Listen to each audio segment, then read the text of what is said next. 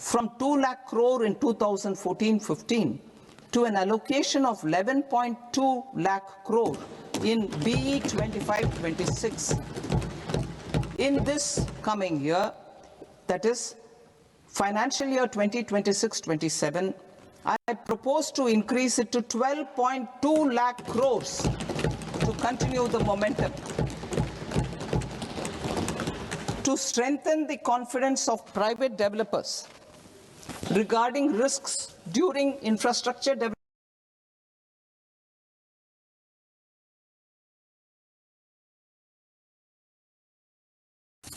to provide prudentially calibrated partial credit guarantee to lenders. Over the years, rights have emerged as a successful instrument for asset monetization. I propose to accelerate recycling of significant real estate assets of the CPSEs through the setting up of dedicated rights. To promote environmentally sustainable movement of cargo, I propose to 1. Establish new dedicated freight corridors connecting Dankuni in the east to Surat in the west. Operationalize 20 new national waterways over the next 5 years, starting with National Waterways 5 in Orissa to connect mineral-rich areas of Talcher and Angul and industrial centers like Kalinga Nagar to the ports of Paradip and Dhamra. Training institutes will be set up as regional centers of excellence for development of required manpower for these waterways. This will benefit youth in the entire stretch of the waterways to train and acquire skills. Further, a ship repair ecosystem catering to inland waterways will also be set up at Varanasi and Patna.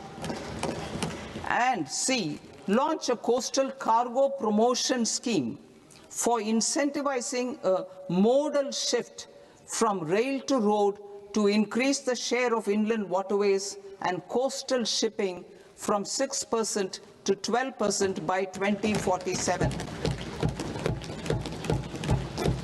To enhance last mile and remote connectivity and promote tourism, I propose to give incentives to indigenize manufacturing of seaplanes.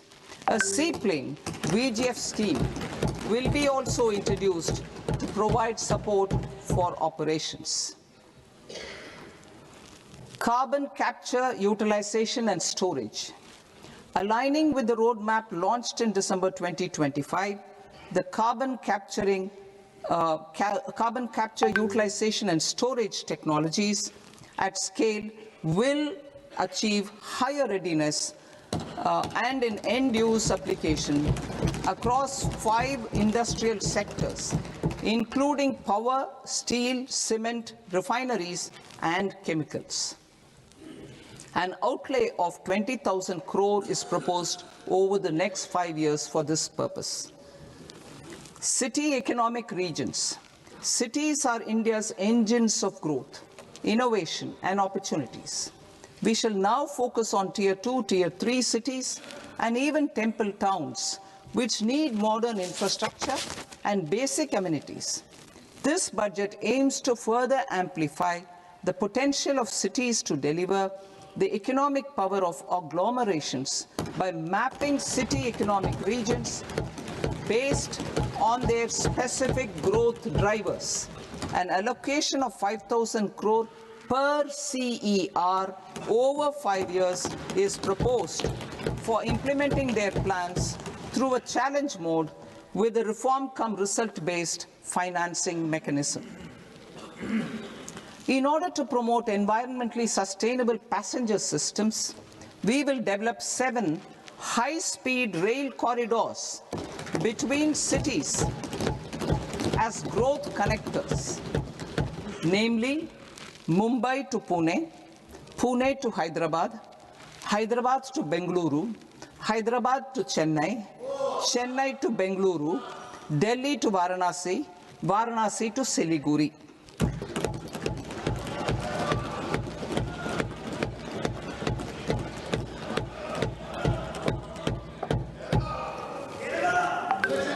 Financial sector.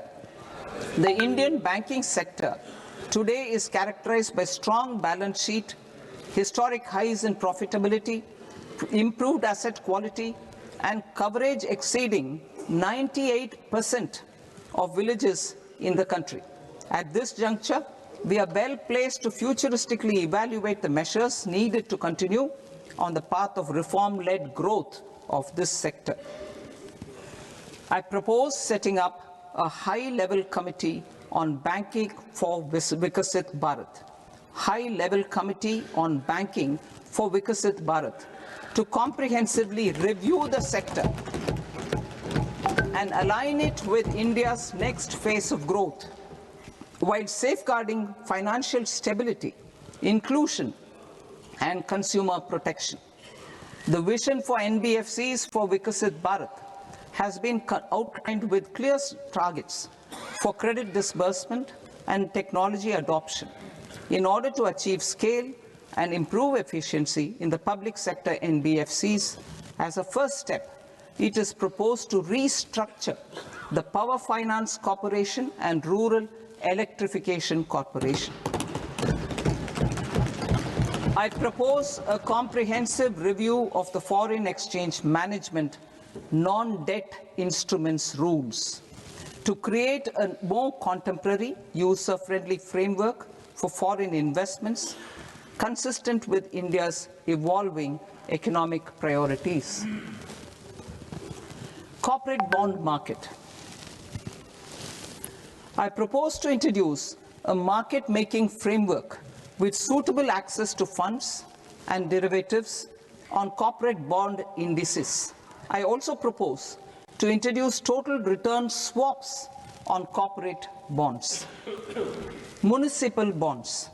To encourage the issuance of municipal bonds of higher value by larger cities, I propose an incentive of 100 crore rupees for a single bond issuance. 100 crore rupees for a single bond issuance of more than 1,000 crore. The current scheme under Amrit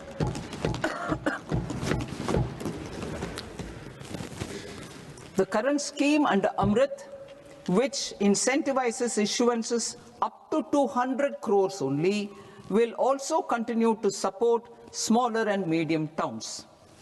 That will also continue to support the smaller and medium towns. Ease of doing business.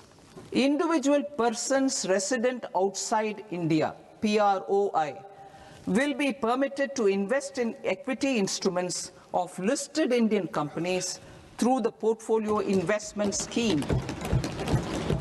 It is also proposed to increase the investment limit for an individual PROI under the scheme from 5% to 10%, with an overall investment limit for all individual PROIs to 24% from the current 10%.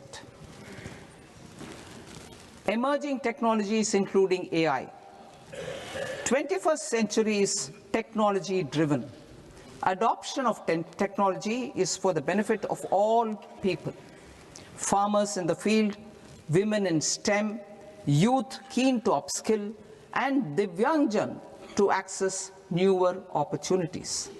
The government has taken several steps to support new technologies through AI Mission, National Quantum Mission, Anusandhan National Research Fund, and Research and Development and Innovation Fund. Our second kartavya is to fulfill aspirations and build capacities. Close to 25 crore individuals have come out of multi-dimensional poverty through a decade of our government's sustained and reform-oriented efforts.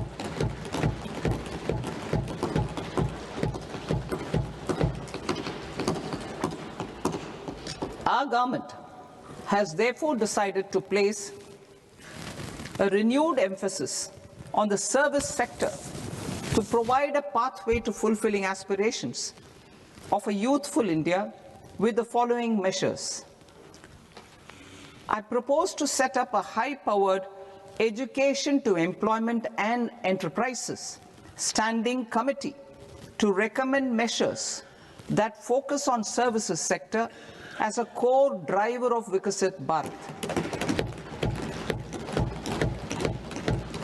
This will make us a global leader in services with a 10% global share by 2047.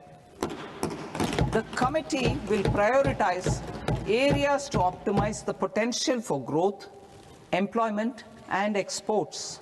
They will also assess the impact of emerging technologies, including AI, on jobs and skill requirements and propose measures thereof. To create a range of skilled career pathways, a new range of skilled career pathways for our youth, I propose interventions in the following sectors. Health. Existing institutions for allied health professionals will be upgraded and new AHP institutions established in private and government sectors. This will cover 10 selected disciplines, including optometry, radiology, anesthesia, OT technology, applied psychology and behavioral health, and add 1 lakh AHPs over the next 5 years. A strong care system covering geriatric and allied care services will be built. A variety of NSQF-aligned programs will be developed to train multi-skilled caregivers, combining core care and allied skills such as wellness, yoga, and operation of medical assistive devices. In the coming year, 1.5 lakh caregivers will be trained.